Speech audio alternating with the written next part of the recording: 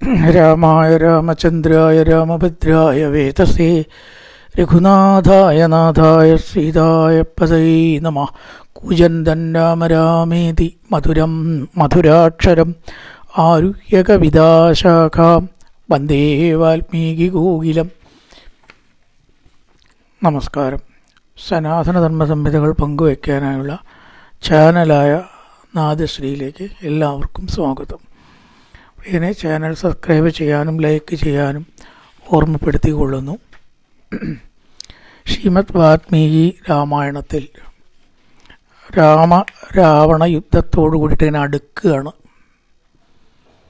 അപ്പം ആ രാമരാവണ യുദ്ധം ഒന്നങ്ങനെ തുടങ്ങി വെച്ച് പിന്നെ രാവണനോട് മടങ്ങിപ്പോവാൻ പറയണു. രാവണൻ, നാളെ വാ, ഇപ്പം നീ ക്ഷീണിച്ചു, യുദ്ധത്തിൽ തളർന്നവരോടും തോൽവി സമ്മതിച്ചവരോട് ഇതല്ലാത്ത ഇങ്ങനെ ചില കാര്യങ്ങളുണ്ട്, അവരോട് യുദ്ധം ചെയ്യരുത് എന്നാണ്.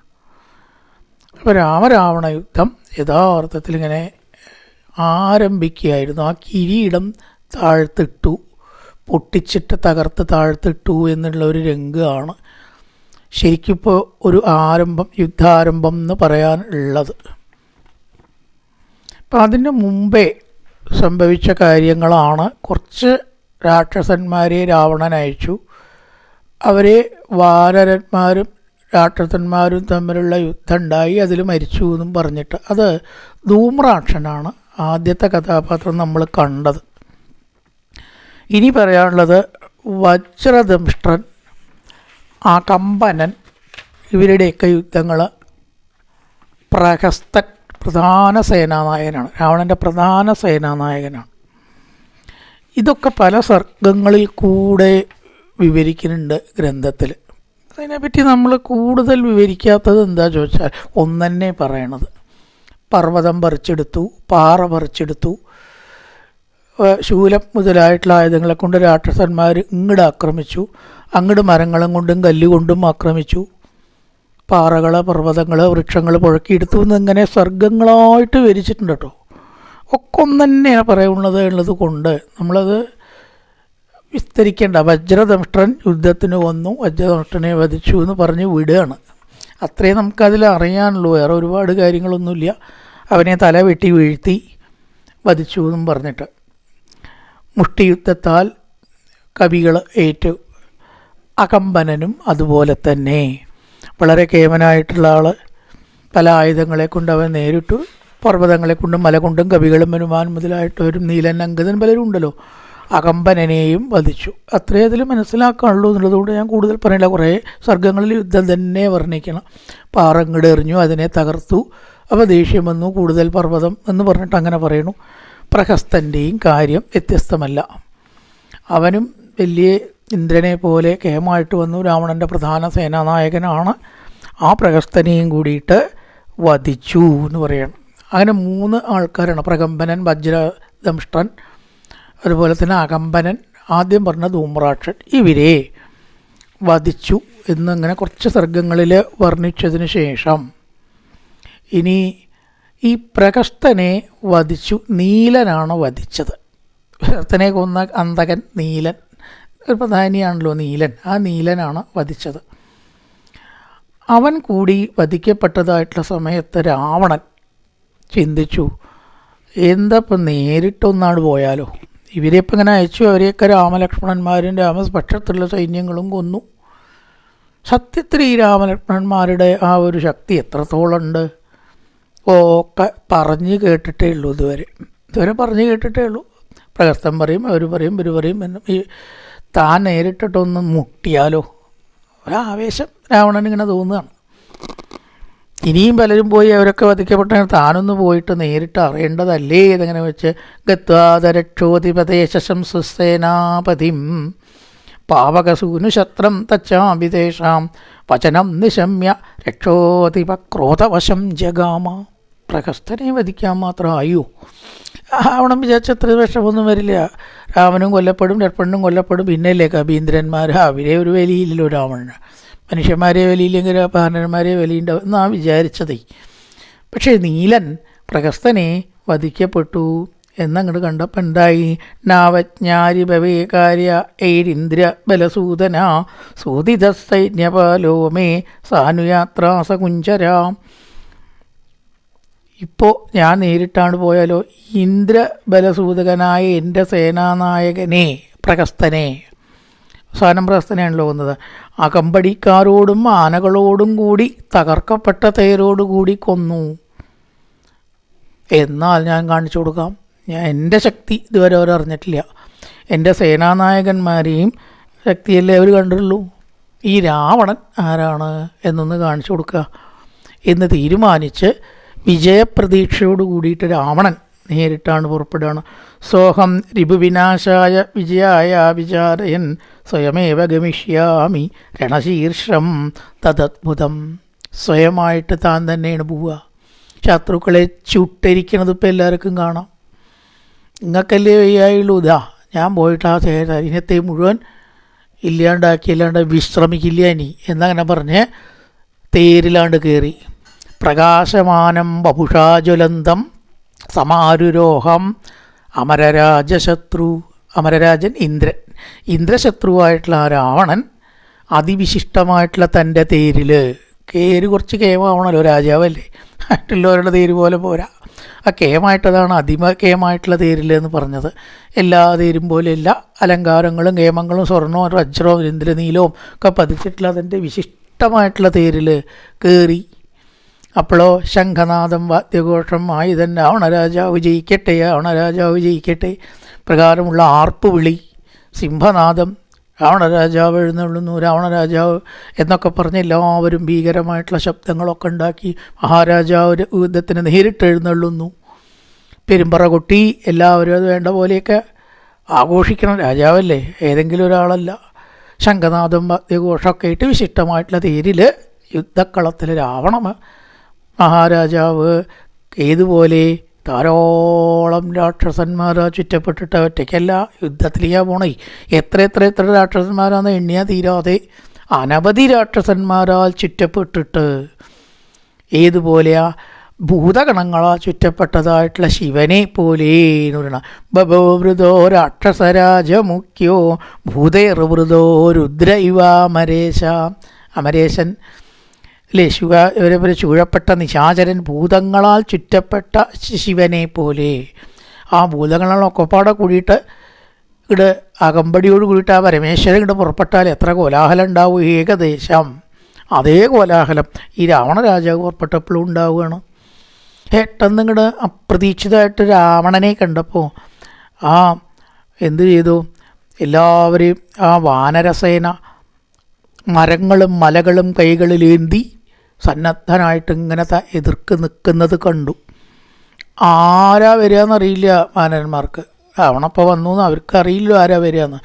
ആര് വന്നാലും നേരിടാൻ ഒരുങ്ങിയിട്ട് ഒരു കൂസലും ഇല്ലാതെ ആരെന്നെ വന്നാലും രാവണൻ എന്നെ വന്നാലും എങ്ങനെ നേരിടണം എന്ന് ഞങ്ങൾക്കറിയാം എന്ന ഭാവേയുള്ളൂ, ഭാവം കൊണ്ട് കല്ല്, മല, പർവ്വതം അവരുടെ കയ്യിൽ അതേ ഉള്ളൂ ആയുധം. ശൂലോ അല്ലെങ്കിൽ അങ്ങനത്തെ ആയുധോ പരികോ പട്ടീസോ ഒന്നുമില്ല, വേലും ഇല്ല. ഇവരുടെ കയ്യിലുള്ളത് എന്താണെന്ന് വെച്ചാൽ മരങ്ങൾ, മലകളൊക്കെ എവിടുന്ന് അങ്ങനെ ഇഷ്ടം പോലെ കിട്ടണമെന്ന് നിശ്ചയില്ല കേട്ടോ. ഒക്കെ പറിച്ചെടുത്തിട്ട് കയ്യിലേന്തി നിൽക്കുന്ന എന്തിനും ഏതിനും സന്നദ്ധനായിട്ടുള്ള വാനരസേനയെ രാക്ഷസൻ ആ രാവണൻ കണ്ടപ്പോൾ തന്നെ ഒന്ന് ഞെട്ടി. എന്താ ഇപ്പം ഇത് കഥ? അതിപ്രചണ്ഡമായിരിക്കുന്നതായ രാക്ഷസപട മുതലായിട്ടുള്ളവരെല്ലാം വന്ന് ആ നീണ്ട കൈകളുള്ളതായിരിക്കുന്ന രാമൻ വിഭീഷണനോട് ചോദിച്ചു, വിഭീഷണ, വജ്രദണ്ഡൻ വന്നു, ധൂമ്രാക്ഷൻ വന്നു, പിന്നെയോ അകമ്പനനും പ്രഹസ്തനെയും നമ്മൾ കൊന്നല്ലോ, ഈ വരുന്നത് പാരാ ഒന്ന് പറഞ്ഞു തരാ എന്ന് പറഞ്ഞ് വിഭീഷണനോട് ചോദിച്ചു. വിഭീഷണൻ തൻ്റെ ഭാഗത്താണല്ലോ. വിഭീഷണൻ അറിയാം, രാവണൻ്റെ സൈന്യങ്ങളെ നന്നായിട്ട് അറിയണ ആളാരാ? വിഭീഷണനാണ്, വേറെ ആർക്കും അറിയില്ല. അതുകൊണ്ട് വിഭീഷണനോട് ചോദിച്ചത്, വിഭീഷണ, ഈ വരുന്നവർ ആരൊക്കെയാണെന്ന് നിനക്കറിയാലോ, ആരൊക്കെയാ ഒന്നങ്ങനെ പറയാം. അപ്പോൾ പറഞ്ഞു കൊടിക്കാലുകൾ, കൊടികളായുധങ്ങൾ, കുന്തം, വാള്, ശൂലം മുതലായിരിക്കുന്ന ഈ സൈന്യം ആരുടെയാണ് എന്നൊന്ന് നീ പറഞ്ഞു തരണം എന്നങ്ങനെ പറഞ്ഞപ്പോൾ വിഭീഷണൻ പറഞ്ഞു, ഇത് വേറെ ആരുമല്ല, യോസോ ഗജസ്കന്ദഗതോ മഹാത്മാ തവോദിതാർക്കോപമ താമ്രവക്ത്ര. പലരുണ്ട്, രാവണൻ മാത്രമല്ല കേട്ടോ. അപ്പോൾ അവിടെ വിഭീഷണൻ പരിചയപ്പെടുത്തി. എന്നങ്ങനെ ഓരോരുത്തരെയും പരിചയപ്പെടുത്തിയിട്ട് പറഞ്ഞു, തേരിൽ കയറിയിരിക്കുന്ന ആളാണ് സിംഹത്തിനെ ധ്വജമാക്കിയിട്ടുള്ളതായ ഈ പ്രബലവനായിട്ടുള്ള ഇന്ദ്രജിത്ത് രാമ. അത് ഇന്ദ്രജിത്താണ്. ഇവരേക്ക് ഇങ്ങനെ കേട്ടിട്ടുണ്ടെന്നല്ലാണ്ട് നേരിട്ടിപ്പോഴല്ലേ കാണുന്നത്. അത് ഇന്ദ്രജിത്താണ് കേട്ടോ രാമ. പിന്നെയോ അപ്പുറത്ത് അധികായൻ, അതിൽ ഏതിലാണ് വന്നിരിക്കണമെന്ന് വെച്ചാൽ തേരിലാണ്. ഇവർ രണ്ടാളും തേരുകാരാണ്. അധികായനും അതുപോലെ ഇന്ദ്രജിത്തും തേരിൽ കയറിയിട്ടാണ് യുദ്ധത്തിന് വന്നിരിക്കുന്നത്. നീ രാമ ആനപ്പുറത്ത് ഒരാളെ കണ്ടില്ലേ, മണികിലുക്കം മുഴക്കിയും കൊണ്ടുവരുന്ന ആൾ, അയാളാരാ എന്നാണെങ്കിൽ മഹോദരൻ. ഏറ്റവും തുട്ടുത്ത കണ്ണുള്ള ആളെ ആ കാണുന്നുണ്ടല്ലോ ആനപ്പുറത്ത്, അതാണ് രാമ മഹോദരൻ എന്ന് വിഭീഷണൻ പരിചയപ്പെടുത്തി. എഴുതേട്ടോ യോസോഹയം കാഞ്ചന ചിത്രഭാണ്ഡ, പലതരം പൊൻപണ്ടങ്ങൾ ചേർത്തി മൂപ്പര് കുറച്ച് അലങ്കാരപ്രിയനാണ്. കുതിരപ്പുറത്ത് കയറിയിട്ടൊരുത്തനെ കാണുന്നില്ലേ, അതാണ് പിശാചൻ. പല പേര്, അവരുടെ പേരൊക്കെ അങ്ങനെയാണ്. പിശാചൻ, ഇന്ദ്രശത്രു, സൂര്യശത്രു, രശ്മികേതു, ഇങ്ങനെയൊക്കെ രാക്ഷസന്മാരുടെ പേരുണ്ടാവും. യജ്ഞശത്രു, യജ്ഞം മുടക്കികൾ, അതിൻ്റെ ശത്രുക്കൾ. അങ്ങനെ ഇവിടെ ഏതാണ് പിശാചൻ. കുതിരപ്പുറത്ത് കയറിയിട്ട് പണ്ടങ്ങളൊക്കെ ചാർത്തി. ഏതായാലും മരിക്കാനാ പോണ, പിന്നെ എന്തിനാ പണ്ടങ്ങളൊന്നും ചിന്തിച്ചില്ല. അവസാനമായിട്ട് പണ്ടങ്ങളൊക്കെ ഒന്ന് അണിഞ്ഞേക്കാം എന്ന് വിചാരിച്ചിട്ടാവാം. ധാരാളം പൊൻപണ്ടങ്ങൾ ചാർത്തി, കാഞ്ചന ചിത്രഭാണ്ഡ, സ്വർണ്ണപ്പണ്ടങ്ങളൊക്കെ ചാർത്തി നിൽക്കുന്ന കുതിരപ്പുറത്ത് കയറിയവനാണ് രാമ. പിശാചൻ എന്നാണ് ഞങ്ങൾ അവനെ പറയാറ്. ഇനി കാളപ്പുറത്ത് കയറിയിട്ട് ഒരുത്തനെ കാണാനില്ലേ, അവനാണ് ആര്, ത്രിശിരസ്. 3 ശിരസ്സുണ്ട് അവന്, എന്നാൽ ത്രിശിരസ്. കരദൂഷണ ത്രിശിരസ്സുകളെയൊക്കെ വധിച്ചു എന്ന് പറഞ്ഞത് വേറെ ത്രിശിരസ് ആയിരിക്കണം. അങ്ങോട്ട് മരിച്ച വേറെ ത്രിശിരസ് ഇവിടെ ഉണ്ടാവും, ആ ത്രിശിരസ് ഇവിടെ ഉണ്ടാവില്ലല്ലോ. അപ്പോൾ വേറെ ത്രിശിരസ് ആയിരിക്കാം എന്നേ വിചാരിക്കാൻ പറ്റൂ. അങ്ങനെ മരിച്ചവരുടെ പേരൊക്കെ ഇതിൽ പിന്നെയും കാണണം കേട്ടോ. അകമ്പനം മരിച്ചു എന്ന് പറഞ്ഞിട്ട് വേറെ അകമ്പനെ പറയുന്നുണ്ട്. അപ്പോൾ ആ അകമ്പനാവില്ല, ഒരേ പേരിൽ രണ്ടാളുണ്ടാവുമല്ലോ, മരിച്ചവരല്ല. പിന്നെ അങ്ങനെ പറഞ്ഞു, വിരിഞ്ഞ് തട്ടിച്ച് ഭംഗിയുള്ള മാറിടത്തോട് കൂടിയതായ മേഘതുല്യമായിട്ടുള്ള കറുത്ത, അതാണ് മേഘതുല്യം എന്നുണ്ട്, സ്വഭാവത്തോട് കൂടിയിട്ടതായിട്ട് ഇവനാണ് കുംഭൻ. യുദ്ധസന്നദ്ധനായിട്ട് വില്ലൊക്കെ അങ്ങനെ പിടിച്ചിട്ടതാ നിൽക്കുന്ന ആളുണ്ടല്ലോ, അവനാണ് കുംഭൻ. ഈ കുംഭകർണൻ്റെ മകനാണ് കുംഭൻ. അതുപോലെ തന്നെ നികുംഭനും ഉണ്ട്. പരികം കയ്യിലെടുത്തിട്ടുള്ള ആൾ ആരാണെന്ന് ചോദിച്ചാൽ നികുംഭനാണ്. ഇവരൊക്കെ കുറച്ച് കേമന്മാരാണ്. ഇത് അല്ലാത്തവരെ രാക്ഷസന്മാരും ഉണ്ട്, പടകൾ. അവർ ഇത്ര തന്നെ പ്രശസ്തിയില്ല അവർക്ക്. നികുംഭൻ, കുംഭൻ, നരാന്തകൻ, ഇവരൊക്കെ കേമന്മാരായിട്ട് രാക്ഷസന്മാരെ വിഭീഷണൻ പരിചയപ്പെടുത്തി. ഈ അസംഖ്യം രാക്ഷസന്മാർ കാലാൾപ്പടയായിട്ടും കുതിരപ്പടയായിട്ടും തേര് അങ്ങനെയുള്ളതായിട്ടും അത് വേറെയുണ്ട്. ഇതൊക്കെ ഇതാ പ്രധാനികളാണ് രാമ. ഘോരന്മാർ, അതുപോലെ തന്നെ ഭീകരന്മാർ, പുലി, ഒട്ടകം, ആന, കുതിര എന്നിവയുടെ മുഖാകൃതിയുള്ളവരാണ് പലരും എന്നാണ്. ഭൂതങ്ങളാൽ പരിവൃതനായിട്ടുള്ളതായിട്ടുള്ള ഈ നിൽക്കുന്ന ആളില്ലേ, അതാണ് നമ്മുടെ പ്രധാന കഥാപാത്രമായ രാവണൻ എന്ന് പറയുകയാണ്. രാവണനെ പരിചയപ്പെടുത്തി. ഇത് രാവണനാണ്, രാക്ഷസാധിപതിയായിട്ടുള്ള രാവണൻ ഇതാ വന്ന് നിൽക്കണു. ആ തുടുത്തതായിട്ടുള്ള തേജസ്സോട് കൂടിയിട്ടുള്ള കണ്ണുകൾ എന്നൊക്കെ പറഞ്ഞ് തേജസ്വിയായിട്ട് വിളങ്ങുന്ന, എല്ലാവരേക്കാളില്ലേ, വേറെ പറയേണ്ട കാര്യമൊന്നുമില്ല, 10 തല കണ്ടാൽ തന്നെ അറിയില്ലേ. എന്നാൽ ഈ യുദ്ധത്തിൽ ഈ പരിചയപ്പെടുത്താൻ സമ്പ്രദായമുണ്ട്. അത് യുദ്ധത്തിൻ്റെ ഒരു സമ്പ്രദായമാണ്, അത് വേണം എന്നാണ്. അറിയിച്ചാലും ഇത് രാവണനാണ് എന്ന് പരിചയപ്പെടുത്തി വിഭീഷണന് കൊടുത്ത ധർമ്മം വിഭീഷണൻ ചെയ്തു. അവന് കൊടുത്ത ചുമതലയാണല്ലോ പരിചയപ്പെടുത്തൽ. ഇത് രാവണനാണ്. അല്ലെങ്കിലും മനസ്സിലായിട്ടൊക്കെ ഉണ്ട്. എന്നാലും ഇവൻ അത്ഭുതാകാരമായ ദേഹത്തോടു കൂടിയവനാണ് രാമ. യാദിചന്ദ്രേന്ദ്രത്യാ പ്രകാശത്തെ. 10 തല എന്ന് പറഞ്ഞാൽ തന്നെ അത്ഭുതമാണ്. 20 കൈ 20 കാൽ ഇതൊക്കെ ആർക്കെങ്കിലും ഉണ്ടാവുമോ? അതുകൊണ്ട് ഇവൻ അത്ഭുതാകാര ശരീരമായിട്ടുള്ള ഒരാളാണ്. ദേവദാനവീരാണാം വപുർ നൈവം വിധം ഭവേൽ. ദേവന്മാരിലോ ദാനവന്മാരിലോ ആരും ഇതേപോലത്തെ ഒരു ശരീരം ഉള്ളവനില്ല കേട്ടോ രാമ. അങ്ങക്ക് അറിയാം, എന്നാലും ഞാൻ പറഞ്ഞു, അത്രയേ ഉള്ളൂ. ഈ മഹാപ്രതാപിയുടെ ഭടന്മാരൊക്കെ പർവ്വത തുല്യന്മാരാണ്. അതുകൊണ്ട് എന്ത് ചെയ്തു, പലതരത്തിലുള്ള ആയുധങ്ങൾ ഇവർ ധരിച്ചിട്ടുണ്ട്. പർവ്വതങ്ങളെ എടുത്ത് പലതരത്തിലുള്ള ആയുധങ്ങൾ ധരിച്ചിട്ടും ആണ് ഈ ഭടന്മാർ രാവണനും കൂടെയുള്ളവരൊക്കെ നിൽക്കുന്നത്. അങ്ങനെ പറഞ്ഞതായിട്ട് സമയത്ത് രാമൻ കണ്ടു. നന്നായി രാവണ, നീ എന്നെ നേരിട്ട് വരാൻ തോന്നിയില്ലോ, എന്നെ ഒന്ന് കാണണം എന്ന് വിചാരിച്ചിട്ട് കുറേയായി ഞാൻ ശ്രമിക്കണു. സീത അപഹരിക്കപ്പെട്ട മുതൽക്ക് തുടങ്ങിയതാണ് എൻ്റെ ആഗ്രഹം. ഇപ്പോഴാണ് എൻ്റെ കണ്ണിൻ്റെ മുമ്പിൽ നീ വന്നത്. ശരിയാക്കി തരാം. ദിഷ്ട്യായം അത്യപാപാത്മാ മമ ദൃഷ്ടിപഥംഗത. എൻ്റെ കണ്ണിൻ്റെ മുമ്പിൽ നീ വന്നില്ലേ, ആദ്യ ക്രോധം വിമോക്ഷ്യാമി സീതാഹരണ സംഭവം. ആ സീത മോഷ്ടിക്കപ്പെട്ട മുതൽക്കുള്ളതായ ദേഷ്യമുണ്ടല്ലോ, ഇതുവരേക്കുള്ള ദേഷ്യം ശേഖരിച്ചിങ്ങനെ വെച്ചിരിക്കുക. ഇംഗ്ലീഷിൽ പറയാൻ അക്യുമുലേറ്റഡ് ദേഷ്യമാണ്. അത് ഇപ്പം തീർക്കാനുള്ള അവസരമാണ്. എന്നെ ഞാൻ കാണിച്ചു തരാം എന്നങ്ങനെ പറഞ്ഞ് രാമൻ ഒരു ശരങ്ങട് ഊരിപ്പിടിച്ചു. ഏവമുക്ത്വാ തതോ രാമോ ധനുരാധായ വീര്യവാൻ. ഒരു ശരങ്ങട് ഊരിപ്പിടിച്ചു. എന്നിട്ടോ ആ രേഖ അങ്ങോട്ട് അയക്കുകയാണ്. വില്ലുമെടുത്ത് ഉത്തമ ശരം ഊരി പിടിച്ചു നിൽക്കുന്നത് കണ്ടു. പിന്നെ മഹാത്മാവായിരിക്കുന്ന ആ രാവണനാവട്ടെ കൂടെയുള്ളതായിട്ട് തൻ്റെ സൈന്യങ്ങളോടും രാക്ഷസന്മാരോടും പറഞ്ഞു, നിങ്ങളൊക്കെ പോയിട്ട് കോട്ട, കൊത്തളങ്ങൾ, ഗോപുരങ്ങൾ മുതലായിട്ടുള്ളതിൽ പോയിട്ട് സംരക്ഷിക്കൂ. ഞാൻ അവിടുന്ന് ഇങ്ങോട്ട് പോകുന്ന സമയത്ത് മറ്റു വാനര സൈന്യങ്ങൾ അവിടെ കയറിക്കൂടും. ഞാനില്ലാത്ത സമയത്ത് കയറിക്കൂടാൻ എളുപ്പമാണ്. അങ്ങനെ രാക്ഷസന്മാരെ വധിച്ച് മൊത്തത്തിൽ അവിടെ ഒരു കുഴപ്പമുണ്ടാക്കി തീർക്കരുത് എന്നുള്ളത് കൊണ്ട് രാവണൻ പറഞ്ഞു, നിങ്ങൾ ആ ഗോപുരങ്ങളും കോട്ടകളും കൊത്തളങ്ങളും പോയിട്ട് കാക്കിൻ, രാമനെ നേരിടൽ ഞാനാവാം എന്ന് പറഞ്ഞ് കുറച്ച് പേരെ രാവണൻ അന്തപുരത്തിലേക്ക് അവിടെയൊക്കെ കാക്കാനായിട്ട് അയച്ചു എന്ന് പറയാണ്. എന്നിട്ടോ ഈ നിങ്ങളോടൊത്ത് ഇങ്ങോട്ട് പോകുന്ന തക്കത്തിൽ അവരത് ആക്രമിക്കും. അത് ആക്രമിക്കാതിരിക്കാൻ വേണ്ടിയിട്ടാണ്.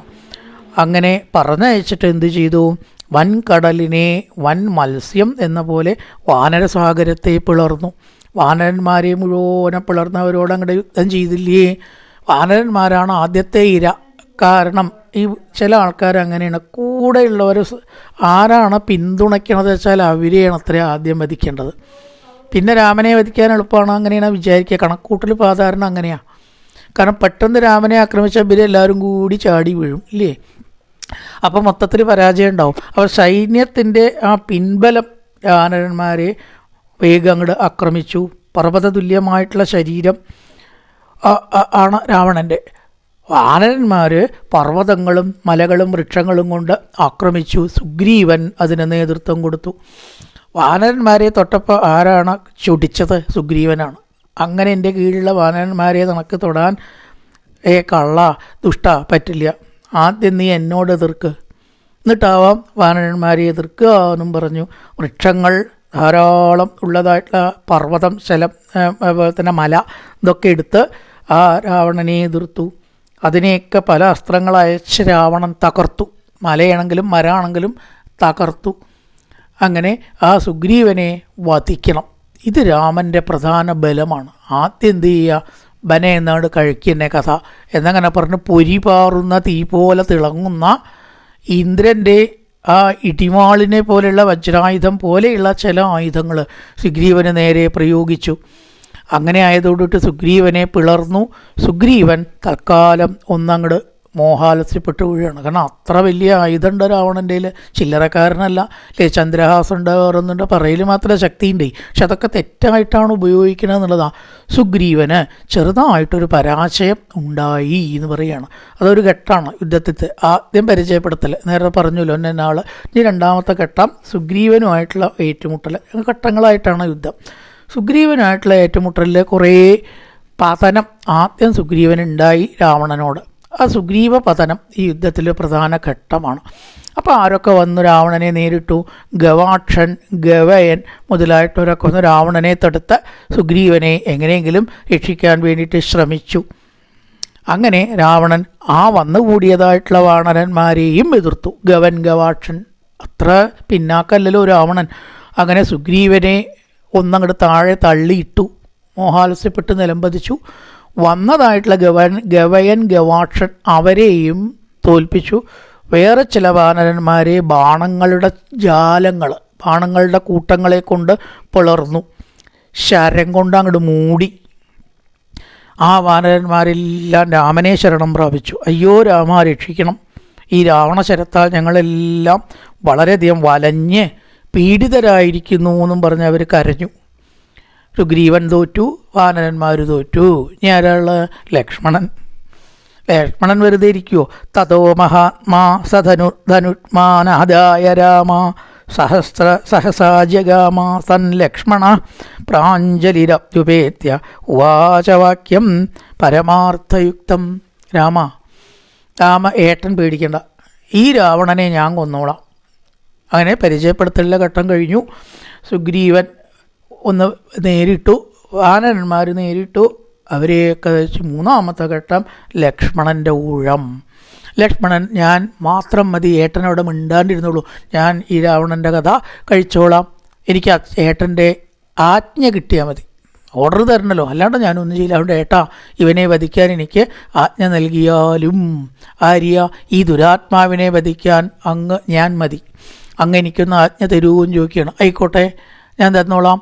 ഗച്ഛ യത്ന പരശ്ചാപി ഭവ ലക്ഷ്മണ സംയുഗേ, യുദ്ധക്കളത്തിലേക്ക് പോകാൻ ഞാൻ അനുവാദം തന്നിരിക്കുന്നു എന്നങ്ങനെ പറഞ്ഞ് മഹാപരാക്രമിയായിട്ടുള്ള രാവണനെ ത്രിലോകങ്ങളിലുള്ളവർക്കും ആക്രമിക്കാൻ കഴിയാത്ത ആളാണ്. അങ്ങനെ ഇരിക്കെ ലക്ഷ്മണൻ എങ്ങനെ ആക്രമിക്കും? കൂടെ ഹനുമാൻ പുറപ്പെട്ടു. ലക്ഷ്മണ, എന്തായാലും ഞാൻ വരാൻ എന്നെ തടയരുത്, അങ്ങ് തന്നെ പോണ്ട, ഞാൻ വന്നോളാം. മഹാശക്തിശാലിയായിട്ടുള്ള ഹനുമാൻ കൂടെ വരുന്നതിനെ രാമൻ അനുകൂലിച്ചു. ലക്ഷ്മണ, അത് നല്ലതാ, കാരണം ഇവൻ ചില്ലറക്കാരനല്ല രാവണൻ, അതുകൊണ്ട് ഹനുമാൻ്റെ ഒരു പിന്തുണ നിനക്ക് വേണം. ഹനുമാൻ അങ്ങോട്ട് കേട്ട് പറയേണ്ട താമസം ലക്ഷ്മണൻ്റെ മുമ്പിലാണ് ഹനുമാനാ. എന്നിട്ടോ ഹനുമാൻ അങ്ങോട്ട് പ്രഹരിച്ചു. മര്യാദയ്ക്ക് 2 പ്രഹരം കിട്ടിയപ്പോൾ തന്നെ രാവണൻ ഈ മാതിരി പ്രഹരം ജീവിതത്തിൽ കിട്ടിയിട്ടുണ്ടോ എന്ന് സംശയമാണ്. ഇപ്പോഴത്തെ വാനന്മാർക്കും പൂച്ചകൾക്കുമാണ് അത്ര ഈ പ്രഹരം. കൈ നീട്ടിയിട്ടങ്ങോട്ട് അടിച്ചാൽ അതിൽ തന്നെ ബോധം കെടുന്ന പലരും, ചിലർ ചാവ് തന്നെ ചെയ്യും മർമ്മത്തിലെ അടികൊണ്ട്. ചില വാനന്മാർക്കുണ്ട് ആ സ്വഭാവം. എന്നാ അങ്ങനെ പ്രഹരിച്ചു. തതം തസ്യതമാസാദ്യ ഭുജം ഉദ്യമ്മ ദക്ഷിണം, വലത്തേ കൈ, ദക്ഷിണം എന്ന് പറഞ്ഞാൽ വലത്തേ കൈ.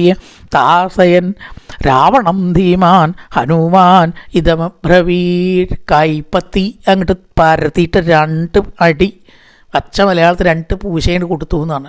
ചെകിട്ടത്ത് കൊടുത്തു നോക്കിയിട്ടേ, കൊടുത്തതോട് കൂടിയിട്ടോ പ്രഹരണത്താൽ പറഞ്ഞു, ഇന്ന് തന്നെ ഞാൻ കൊല്ലും, ആർക്കും തന്നെ കൊല്ലാൻ പറ്റില്ല രാവണ, പക്ഷേ മനുഷ്യന്മാർക്കും വാനരന്മാർക്കും തന്നെ കൊല്ലാം. അത് എൻ്റെ വരത്തിൽ ഉൾപ്പെട്ടിട്ടില്ലല്ലോ. അത് ഉണ്ടോ? ഒന്നും ഓർത്തോ, ഇന്ന് നീ മരിക്കാൻ പോകുന്നത് എൻ്റെ കൈ കൊണ്ടാണ് അല്ലേ. ഇത് വീരവാദങ്ങളൊക്കെ ഉണ്ടാവും, മരിക്കണമൊന്നുമില്ല, രാമൻ എന്നെ കൊല്ലണം, എന്നാലും വീരവാദങ്ങൾ, എൻ്റെ കൈ കൊണ്ട് ഇന്ന് നീ പണി കഴിക്കും ഞാൻ എന്ന് വീരവാദം പറഞ്ഞു. അതുകൊണ്ട് വാനരന്മാരാൽ നീ കൊല്ലപ്പെടില്ല എന്ന് വരം വാങ്ങിയിട്ടില്ല, മനുഷ്യനാൽ കൊല്ലപ്പെടാൻ പാടില്ല എന്ന് വരം വാങ്ങിയിട്ടില്ല. മനുഷ്യനാലേ മാത്രമേ പാടുള്ളൂ, വാനരന്മാരാ കൊല്ലപ്പെടരുത് എന്ന് വരത്തിൽ പെട്ടിട്ടില്ല അത്രേ. അതുകൊണ്ടാണ് വാനരന്മാരെ കൂട്ടിക്കണേ. എന്തുകൊണ്ടാണ് ഈ വാനരന്മാരെ കൂട്ടുപിടിച്ചത്? ഒരു ചോദ്യം ചിലർ ചോദിക്കലുണ്ട്, മനുഷ്യന്മാരെയും ആരെയും കിട്ടിയില്ലേ രാമന്? മനുഷ്യന്മാരാ കൊല്ലപ്പെടാൻ പാടില്ല, മനുഷ്യന്മാരാ കൊല്ലപ്പെടാൻ പാടില്ല എന്ന വരമുണ്ട രാവണന്. അപ്പോൾ മനുഷ്യന്മാരെ കൂട്ടാൻ പറ്റുമോ? മനുഷ്യന്മാരല്ലാത്തവരെ കൂട്ടിയ നിവൃത്തിയുള്ളൂ. പിന്നെ കിട്ടണതാരാ? മനുഷ്യ സമാനമായ വാനരന്മാർ. 2 കൈ 2 കാലുമ്പിൽ നടക്കണ മൃഗം ആരെയുള്ളൂ? കുരങ്ങനെയുള്ളൂ. ബാക്കിയുള്ളവരൊക്കെ 4 കാലുമ്പിലാണ് നടക്കുക അല്ലേ. അപ്പോൾ മനുഷ്യനെ പോലെയല്ല. അപ്പോൾ മനുഷ്യനാലും കൊല്ലപ്പെടാൻ പാടില്ല. അതുകൊണ്ടാണ് വാനരന്മാരെ സൈന്യമായിട്ട് കൂട്ടിയിരിക്കുന്നത്. നല്ല ഉത്തരമുണ്ട് രാമായണത്തിൽ. എന്തുകൊണ്ട് വാനരന്മാരെ കൂട്ടി? വാനരന്മാരെ കൊല്ലാൻ പാടില്ല എന്ന് വരം രാവണൻ വാങ്ങിയിട്ടില്ല. അതാണ് ഇവിടെ പറയണത്, രാവണ നീ വാനരന്മാരാൽ വധിക്കപ്പെടില്ല എന്ന് വരം വാങ്ങിയിട്ടില്ല, മനുഷ്യനാലും വധിക്കപ്പെടില്ല എന്ന് വരം വാങ്ങിയിട്ടില്ലല്ലോ. മനുഷ്യനാ കൊല്ലാം എന്നാണ് വരം. അതുകൊണ്ട് ഇന്ന് എൻ്റെ കൈ കൊണ്ടാവട്ടെ നിൻ്റെ ആ ഒരു മരണം. പറയണം, നിൻ്റെ പുത്രനായിട്ടുള്ള അക്ഷകുമാരനെ കൊന്നത് നിനക്ക് ഓർമ്മയുണ്ടോ? ഓർമ്മയില്ലാണ്ടിരിക്കാൻ പറ്റില്ലല്ലോ. അക്ഷകുമാരൻ ഓമനപുത്രനല്ലേ. രാവണസ്യ വചസ്സുത്ത ഇവിടെ പറയണം, ആ അക്ഷകുമാരനെ കാലിലും കിട്ട് പിടിച്ചിട്ട് 4 ചുഴറ്റൽ, ഈ ആനയൊക്കെ ഉണ്ട് പിടിച്ച് പട്ട ചുഴറ്റണ പോലെ എത്ര ചുഴറ്റിയതേ, സ്പീഡിലങ്ങോട്ട് ചുഴറ്റിയിട്ട് ഒരൊറ്റ ഏറാണ്. അക്ഷകുമാരൻ ചിന്ന ഭിന്നായിട്ട് കഷ്ണമായിട്ട് പോയി. കഷ്ണം കൂടി കിട്ടാനില്ല. ആകാശത്തിലൊക്കെ ഈ വാഷിംഗ് മെഷീനിലൊക്കെ തിരിയണ സ്പീഡിലങ്ങോട്ട് തിരിയുക, ചുറ്റിയിട്ട് ഒരൊറ്റ ഏറാ. കഷ്ണം പോലും കാണാൻ പറ്റിയില്ല അക്ഷകുമാരൻ്റെ. നിനക്ക് ഓർമ്മയുണ്ടോ ആ സംഭവം? ഓർമ്മയില്ലാണ്ടിരിക്കില്ലല്ലോ. ആ ഹനുമാനാണ് ഞാൻ എന്നങ്ങനെ പറഞ്ഞ് രണ്ടടിയാണ്ട് കൊടുത്തോട് കൂടിയിട്ട് രാവണൻ വല്ലാണ്ട് അത് തന്നെ ഇങ്ങോട്ട് ബോധം കെട്ടുമെന്നാണ്. തിരിച്ചെന്ത് ചെയ്തു, മാരുതിയുടെ മാറത്തിൽ ഒരടിയാണ് കൊടുത്തു. തനക്ക് മാത്രമല്ല കയ്യും കാലും ഉള്ളൂ, എനിക്ക് 20 കൈയുണ്ട്, തനക്കൊരു കൈയല്ലേ ഉള്ളൂ എന്നും പറഞ്ഞ് മാരുതിയുടെ മാറിൽ നന്നായിട്ടൊന്നാണ്ട് തിരിച്ചടിച്ചു. അങ്ങനെ തിരിച്ച് മറിച്ചും കുറേ അടിയുണ്ടായി. എല്ലാവരും ഈ ഹനുമാനെ പുകഴ്ത്തി. പെട്ടെന്ന് ലക്ഷ്മണൻ്റെ മുമ്പിൽ ചാടി വീണ് ആ രാവണനെ പ്രഹരിക്കാനുള്ള ധൈര്യം കാണിച്ചില്ലേ ഹനുമാൻ. വേറൊറ്റ വാനരന് അതിന് സാധിച്ചില്ല. അങ്ങനെ എല്ലാവരും പുകഴ്ത്തി. ആ സമയത്ത് നീലനുമായിട്ടുള്ളൊരു കൂട്ടിമുട്ടലുണ്ടഞ്ഞ്. ലക്ഷ്മണൻ വന്നു, ഹനുമാനും വന്നു, പിന്നെ നീലനാണ്. ഈ ലക്ഷ്മണനുമായിട്ടുള്ള ഏറ്റുമുട്ടൽ 2 ഘട്ടമുണ്ട്. ഒന്ന് ഹനുമാനുമായിട്ടുള്ള രാവണ കൂട്ടിമുട്ടൽ, നീലനുമായിട്ടുള്ള കൂട്ടത്തിൽ. 2 ലക്ഷ്മണ വിഭാഗത്തിലാണ് വരിക. നീലൻ വന്നു. ആ നീലനെ രാവണൻ ആക്രമിച്ചു. ഹനുമാനും പിന്തുണ കിട്ടരുത് എന്ന് വിചാരിച്ചിട്ടാണ് ഈ പിന്തുണക്കാരെ ആദ്യം ഇല്ലാണ്ടേക്കണം. അപ്പം നീലൻ എന്ത് ചെയ്തു, വലിയൊരു മല എടുത്തിട്ട് രാവണൻ്റെ നേർക്ക് എറിഞ്ഞു. ഞാൻ രാവണനാണ്. ശരത്താൽ എന്ത് ചെയ്തു, മല മുഴുവന് ഛിന്ന ഭിന്നമാക്കി രാവണൻ. അപ്പം നീലൻ വൃക്ഷങ്ങൾ പറിച്ചു, അതിനെ രാവണൻ മുറിച്ചു. അങ്ങനെ നീലൻ കൊടിമരത്തിൻ്റെ ആ മുകളിലേക്കാണ് ചാടി. രാവണൻ്റെ ശിരസിലും കൊടിമരത്തിൻ്റെ മുകളിലും നൃത്തം ചെയ്തു. അങ്ങനെ രാവണൻ ആഗ്നേയാസ്ത്രം ഈ നീലൻ്റെ നേർക്ക് പ്രയോഗിച്ചു. അങ്ങനെ ഹനുമാനും നീലനും ലക്ഷ്മണനെ പിന്തുണച്ചുകൊണ്ട് യുദ്ധം ചെയ്തു. രാവണൻ വല്ലാണ്ട് വിരണ്ടു എന്ന് പറയണം. എന്തായാലും ആഗ്നേയാസ്ത്രം പ്രയോഗിച്ചു. നിന്നെ ഇന്ന് ഞാൻ കൊല്ലും എന്ന് പറഞ്ഞു. അസ്ത്രപ്രയോഗം ചെയ്ത് അയക്കുന്ന ഈ അമ്പ് ജീവിതം സംരക്ഷിക്കാൻ വേണ്ടി ബുദ്ധിമുട്ടണം, എൻ്റെ ജീവൻ ഒടുക്കും എന്നും പറഞ്ഞ് രാവണൻ ആഗ്നേയാസ്ത്രം നീലൻ്റെ നേർക്കാണ്ട് അയച്ചു. നീലൻ ബോധം കെട്ടു വീണു. ആഗ്നേയാസ്ത്രമാണ് വരുന്നത്, നിവൃത്തിയില്ലല്ലോ. അപ്പോൾ ലക്ഷ്മണൻ ഇടപെട്ടു. ഒരാളെ ആക്രമിച്ച മറ്റാൾ ഇടപെടുക, അതാണ് യുദ്ധത്തിൻ്റെ ഒരു മുറ. ലക്ഷ്മണനെ ആക്രമിച്ചപ്പോൾ നീലൻ ഇടപെട്ടു. അപ്പോൾ നീലനെ ആക്രമിച്ചാൽ ലക്ഷ്മണൻ ഇടപെടണ്ടേ. ലക്ഷ്മണൻ വന്നു. രാവണ, ഈ കുരങ്ങന്മാരോട് യുദ്ധം ചെയ്യാനല്ല നീ ധൈര്യം കാണിക്കേണ്ടത്. നീ ധൈര്യം ഉണ്ടെങ്കിൽ എന്നോട് യുദ്ധം ചെയ്യേ. വിസ്പാരയന്തം തനുരപ്രമേയം നബ്യാക്കി മാമേപ നിശാചരേന്ദ്ര. കുരങ്ങന്മാരുള്ള നീലനോട് നീ കളിക്കില്ല വേണ്ടത്. കഴിവുണ്ടെങ്കിൽ നീ എന്നോട് യുദ്ധം ചെയ്യേ എന്നും പറഞ്ഞ് നീലൻ ലക്ഷ്മണനെ സഹായിച്ചപ്പോൾ ലക്ഷ്മണൻ നീലനെ ഇങ്ങോട്ട് സഹായിച്ചു. കഴിവെങ്കിൽ നീ എന്നോട് യുദ്ധം ചെയ്യേ എന്നങ്ങനെ പറഞ്ഞ് ആ യുദ്ധം ചെയ്തു. അപ്പോൾ പറഞ്ഞു, നാശം അടുത്തതായിട്ടുള്ള സമയത്ത് വിപരീത ബുദ്ധിയായിട്ടുള്ള നീ ഭാഗ്യം കൊണ്ട് എൻ്റെ മുമ്പിലെത്തി. ഈ ക്ഷണത്തിൽ തന്നെ നിന്നെ ഞാൻ കൊല്ലും എന്ന് പറഞ്ഞ് രാവണൻ അത്യന്തം യുദ്ധമുണ്ടായി. വായൊക്കെ ഇങ്ങോട്ട് തുറന്ന് ആ ദംഷ്ട്രയൊക്കെ ഇങ്ങനെ പുറത്തേക്ക് ഇങ്ങനെ കാണിച്ച് അതിഗംഭീരമായിട്ടുള്ള യുദ്ധം ചെയ്തു. അങ്ങനെ പല അസ്ത്രങ്ങൾ അയച്ചു രാവണൻ. അതിനേക്കാൾ ലക്ഷ്മണൻ തടുത്തു. ഘോരമായിട്ടുള്ള യുദ്ധം ഉണ്ടായി എന്ന് പറയണം. അങ്ങനെ ഒടുവിൽ പലതരത്തിലുള്ള അമ്പുകളുണ്ട്. അർദ്ധചന്ദ്രാകൃതിയിലുള്ള അമ്പുകൾ, തങ്ങളായിട്ടുള്ള വാളുകൾ മുതലായിട്ടുള്ളതൊക്കെ യുദ്ധം ചെയ്തു. അസ്ത്രപ്രയോഗം നടത്തി. ലക്ഷ്മണൻ്റെ നെറ്റിയിലേക്ക് മർമ്മം നോക്കിയിട്ട് അസ്ത്രം അയച്ചു. വിറച്ച് ആ ലക്ഷ്മണൻ താഴെ വീണു എന്ന് പറയണം. താഴെ വീണിട്ട് അങ്ങനെ പടഞ്ഞതായിട്ട് സമയത്ത് ഇന്ദ്രജിത്ത്, ഇനി അടുത്ത ഘട്ടമാണ് ഇന്ദ്രജിത്ത് നേരിട്ട് വന്നു. ഭയാനകമായിട്ടുള്ള തൻ്റെ സ്വരൂപം കാണിച്ച് ലക്ഷ്മണൻ്റെ നേർക്ക് യുദ്ധം ചെയ്തു. അപ്പോൾ വേല് ഇവൻ്റെ പ്രധാനപ്പെട്ട ആയതാണ് അത്ര ഈ വേല്. കൂർത്ത അറ്റമുള്ളതായിട്ടുള്ള കുന്തം പോലത്തെ വേല് ഈ ലക്ഷ്മണൻ്റെ നേർക്ക് അയച്ചതോടുകൂട്ട് ലക്ഷ്മണൻ മോഹാലസ്യപ്പെട്ടത് കൂട്ട് രാമൻ ഇടപെട്ടു. അതാണ് ഒരാൾക്ക് ക്ഷീണം പറ്റിയ മറ്റടപെട്ടു. ഈ അവസാന ഘട്ടമാണ് രാമൻ. ഈ പറഞ്ഞ ഘട്ടത്തിലത്തെ അവസാന ഘട്ടം 5 ഘട്ടമുണ്ട്.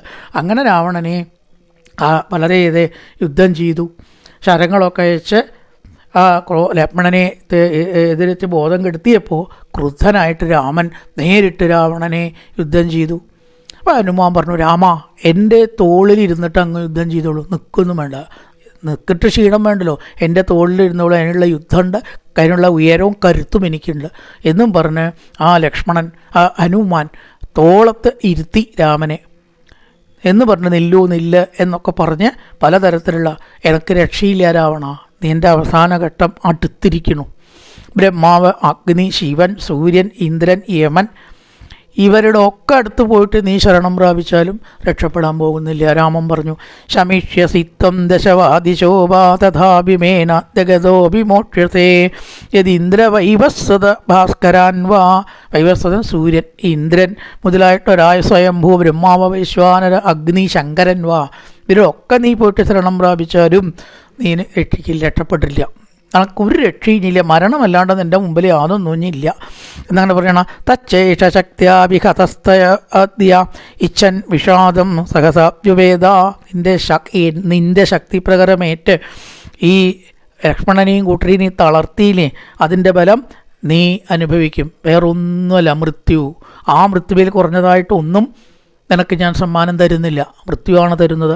14,000 രാക്ഷസന്മാരെ ഞാൻ വധിച്ചത് നിനക്ക് ഓർക്കുന്നുണ്ടോ?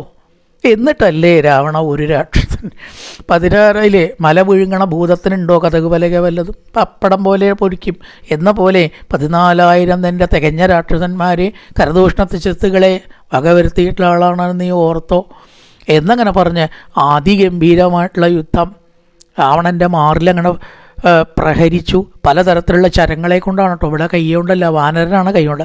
അങ്ങനെ ശരീരം കൊണ്ട് അങ്ങനെ വജ്രപാതമാകുന്ന ആ ശരങ്ങളേറ്റ് രാവണരാജാവ് ബാണമേറ്റ് വല്ലാത്ത രീതിയിൽ വില്ലൊക്കെ കയ്യിൽ നിന്ന് വീണ് അങ്ങനെ ഇരിക്കുന്ന സമയത്ത് രാമൻ ശക്തമായിട്ടുള്ള ഒരു അർദ്ധചന്ദ്രാകാരമായിട്ടുള്ള ശരം എടുത്ത് രാവണൻ്റെ ശിരസിലേക്ക് എഴുതു. മരിച്ചിട്ടില്ല. അങ്ങനെ ആ കിരീടം അങ്ങോട്ട് പൊട്ടി.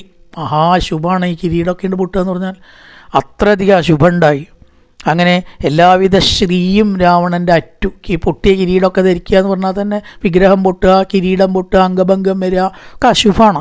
സർവശ്രീയും നശിച്ച് ആ രാവണൻ വല്ലാത്തൊരവസ്ഥയിലായി എന്നങ്ങനെ കണ്ടപ്പോൾ ഇതൊക്കെ 5 ഘട്ടങ്ങളാണ് കേട്ടോ യുദ്ധത്തിൽ ഇവിടെ പറയണത്. 5 ഘട്ടങ്ങൾ. 1, വിഭീഷണൻ പ്രധാനികളെയൊക്കെ പരിചയപ്പെടുത്തി എന്ന് പറഞ്ഞു. സുഗ്രീവനുമായിട്ടുള്ള യുദ്ധമാണ് 2ാമത്തെ ഘട്ടം. ഗവയൻ, ഗവാക്ഷൻ മുതലായിട്ടവരവിടെ സഹകരിച്ചു. സുഗ്രീവനെ തൽക്കാലം ഒന്നങ്ങനെ വീഴ്ത്തി എന്ന് പറഞ്ഞിട്ടാണ് വെച്ചത്. 3ാമത് ലക്ഷ്മണൻ പുറപ്പെട്ടതിൽ 2ആയിട്ട് തിരിക്കാം. 1 ഹനുമാൻ, പിന്നൊന്ന് നീലൻ. ഈ 2 ഹനുമാൻ്റെ ലക്ഷ്മണൻ്റെ കൂടെയുള്ള യുദ്ധഭാഗമാണ്. അടുത്തതായിട്ടാണ് ലക്ഷ്മണൻ വീണ്ടും പുനരുജ്ജീവിക്കുന്നത്. വീണു എന്ന് പറഞ്ഞത് 2ാമത് തൻ്റെ ശക്തി ആർജിച്ചു. രാവണനും മൂർച്ഛിച്ചു, 2 കൂട്ടരും ശക്തി ആർജിച്ച് 2ാം ഘട്ടം ലക്ഷ്മണനുമായിട്ടുള്ള യുദ്ധം. ആദ്യ ഘട്ടമുണ്ട്, 2ാം ഘട്ടമുണ്ട്, 4ാമത്തെ ഘട്ടം, ഇനി 5ാമത് രാമനുമായിട്ടുള്ള യുദ്ധം. ഈ 5 ഘട്ടമാണ് ഈ ഒരു ഭാഗത്തിൽ നമുക്ക് തിരിക്കാൻ പറ്റുക. അവസാന ഘട്ടമായിട്ട് രാമൻ കിരീടം മുറിച്ചു. രാവണൻ്റെ കിരീടഭംഗം എന്നാണ് ഈ സർഗത്തിൻ്റെ തന്നെ പേര്. തകർന്ന കിരീടത്തോട് കൂടിയിട്ട് ക്ഷീണിച്ച് നിൽക്കുന്നതായിട്ടുള്ള രാവണനെ കണ്ടതായിട്ട് സമയത്ത് രാമൻ പറഞ്ഞു, ഇന്ന് നീ പൊക്കോ, തൽക്കാലം എൻ്റെ അഹങ്കാരത്തിന് ശമനം കിട്ടിയിട്ടുണ്ട്. മാത്രമല്ല ശരപീഡിതമായി വീട് വളരെയധികം അവശമായിട്ടുള്ള ഒരാളോട് യുദ്ധം ചെയ്യാൻ പാടില്ല, നീ പൊക്കോ. ഒന്ന് ഗച്ഛാനുജാനാമിരണാർദ്ദിതസ്ത്വം, നീ പൊക്കോ, ഞാനും പോവുകയാണ്. എന്നിട്ടോ പ്രവിശ്യ രാത്രിഞ്ചരരാജലങ്കാം, നീ ലങ്കയിലേക്ക് പോയിട്ടൊന്ന് വിശ്രമിക്കുക. ഇന്നൊന്ന് റെസ്റ്റ് എടുത്തിട്ട് നാളെ യുദ്ധത്തിന് കാണണം കേട്ടോ. ഇന്ന് നിനക്ക് ഞാനൊരു അവധി തന്നിരിക്കണു. തളർന്ന ഒരു ശത്രുവിനെ കൊല്ലരുത് എന്ന ന്യായം ധർമ്മപ്രകാരം ആശ്വാസനിര്യാഖി രഥീചധന്നി തഥാബലം രക്ഷസിമേരതസ്ഥ, പിന്നീട് ഞാൻ നിന്നെ കണ്ടോളാം, ഇപ്പം നീ പോയിട്ട് വിശ്രമെടുത്ത ഒന്ന് യുദ്ധത്തിന് തയ്യാറായിട്ട് വരിക എന്നും പറഞ്ഞ് തകർന്ന കിരീടത്തോടു കൂടിയിട്ട് ആ രാവണനെ യാത്രയാക്കി. കേട്ടിട്ട് ലജ്ജയോടുകൂടി രാഘവശരം പിന്നാലെ വരുന്നുണ്ടോ എന്ന് നോക്കി പേടിച്ച് ഏടി വന്നിരിക്കണു. രാമനോട് മുട്ടിയാൽ രക്ഷയില്ല എന്നങ്ങനെ ചിന്തിച്ച് ലങ്കയിലേക്ക് അങ്ങോട്ട് പ്രവേശിച്ചു. വിവേശലങ്കാം സഖസാംസരാജാം. അതിനുശേഷം പറഞ്ഞു, ശക്തിശാലിയും ദേവദാനവ ശത്രുവുമായിട്ടുള്ള രാവണൻ മടങ്ങിയ സമയത്ത് ലക്ഷ്മണനോടൊപ്പം ആ വിഷമിച്ച് കിടക്കുന്ന വാനരന്മാരെ മുഴുവൻ രാമൻ മോചിപ്പിച്ചു. ഏതൊക്കെ അസ്ത്രങ്ങളാണ് വീണിരിക്കണ വെച്ചാൽ അതെന്നൊക്കെയും ചകാരരാമ പരമാഹവഗ്രേ ഹരീൻ വിശല്യാൻ സകലക്ഷ്മണേന, ലക്ഷ്മണനോട് കൂടിയിട്ട് എല്ലാ വാനരന്മാരെയും വിശല്യാൻ വിഷമിച്ച് കിടക്കുന്നവരെ അതിൽ നിന്ന് മോചിപ്പിച്ചു. നാളെ യുദ്ധം തുടരണല്ലോ, ഇപ്പോൾ ഒരു ഘട്ടേ കഴിഞ്ഞിട്ടുള്ളൂ. കിരീടം പൊട്ടി രാവണൻ മടങ്ങിപ്പോയി. വീണ് കിടക്കുന്ന കവികളെയൊക്കെ ഭഗവാൻ രാമൻ എല്ലാവരെയും മോചിപ്പിച്ചു. എല്ലാവർക്കും സന്തോഷമായി. തസ്മിൻ പ്രഭിന്നേതി ദശേന്ദ്രശത്രു സുരാസുരോ ഭൂതഗണാദിശശ്ച സസാഗര സർഷിപരോരഗാശ്ച തദേവ ഭൂമ്യാന്തോ ചരാച്ച കൃഷ്ട. ഭൂതഗണങ്ങൾ, ദിക്കുകൾ, സമുദ്രങ്ങൾ, ഋഷികൾ, മഹാസർപ്പങ്ങൾ എല്ലാവരും സന്തുഷ്ടരായി. ഇനി രാവണൻ രക്ഷപ്പെടില്ല എന്നൊരു തോന്നൽ അവർക്കൊക്കെ ഉണ്ടായി. ഇതുവരെയൊക്കെ ആകാംക്ഷയാണല്ലോ, യുദ്ധത്തിൽ എന്തു ആവാം. ഇപ്പം മനസ്സിലായി രാവണന് രക്ഷയില്ല. എല്ലാവരും സന്തോഷമായി. അധികം താമസമില്ല ഈ ദുഷ്ടൻ്റെ കഥ കഴിയാൻ എന്നോർത്ത് എല്ലാവരും രാമനെ പ്രശംസിക്കുകയും ഒരു ഘട്ടം പരാജയം വന്നതുകൊണ്ട് സന്തോഷിക്കുകയും ചെയ്തു എന്നും പറഞ്ഞിട്ടാണ് കിരീടഭംഗം എന്ന ആ ഒരു സർഗം അവസാനിക്കുന്നത്. പൂർവൻ രാമതപോവനാധിഗമനം മത്താ മൃഗങ്കാഞ്ചനം വൈദേഹീകരണം ജടായുമരണം സുഗ്രീവ സംഭാഷണം ബാലീനിഗ്രഹണന്തമുദ്രധരണം ലങ്കാപുരീദാഹനം പശ്ചാത് രാവണ കുംഭകർണനിധനം ഏതത്യ രാമായണം രാമായ രാമചന്ദ്രായ രാമഭദ്രായ വേതസേ രഘുനാഥായ നാഥായ ശ്രീതായ പദയേ നമ. ഓം പൂർണ്ണമദ പൂർണ്ണമിദം പൂർണ്ണാൽ പൂർണ്ണമുദച്യതേ പൂർണ്ണസ്യ പൂർണ്ണമാദായ പൂർണ്ണമേവാവശിഷ്യതേ. ഓം ശാന്തി ശാന്തി ശാന്തി. ഹരി ഓം ശ്രീ ഗുരുഭ്യോ നമ. ഹരി ഓം.